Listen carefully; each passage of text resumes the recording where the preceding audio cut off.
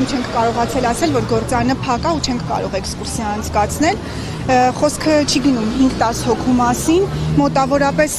80-100 հոգանոց խմբերի մասին եմ խոսում, որովհետև ինչպես գիտեք, զբոսաշրջության համար հիմա բարձր սեզոն է համարվում Հայաստանը, ու տենց մեծ կորուստներ ունենում ոչ միայն գործարանը, այլ նաև պետությունը, որովհետև մենք նորմալ հարկերով ու ամեն ինչով աշխատում ենք, ամբողջ գործարանն է այդպես աշխատում, ես իմ բաժնի մասին խոսամ, էքսկուրսիաները նույնպես, ՀԴՄ-ներով եւ ամեն ինչով, եւ դրանից կորուստ ունենում ոչ միայն գործարանը, այլ նաև մեր պետությունը, ու տենց ոնց որ ստացվում անենց բանում ենք մեր զբոսաշրջիկներին, ամեն անգամ իրանց մերժելով,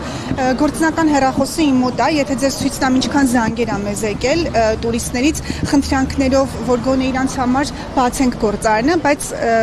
քանի որ մենք էլ ենք հարկադիր արձակուրդի գնացել, ես իրանց բոլորին մերժել եմ ստիպված, հետո չգիտեմ ոնց է լինելու այդքանի նորից ներգրավելու գործարանում։ Այսինքն բացասական ազդեցություն ունեն ոչ միայն գործարանի, այլև երկրի վարչության։ Իհարկե, զբոսաշրջություն ենք զարգացնում Հայաստանում, այդպես չենք զարգացնում։ Այսինքն պետք է այնպես անենք, որ զբոսաշրջիկը մաքսիմալ իրան կոմֆորտ զգա այստեղ։ Ու հավատացեք, ես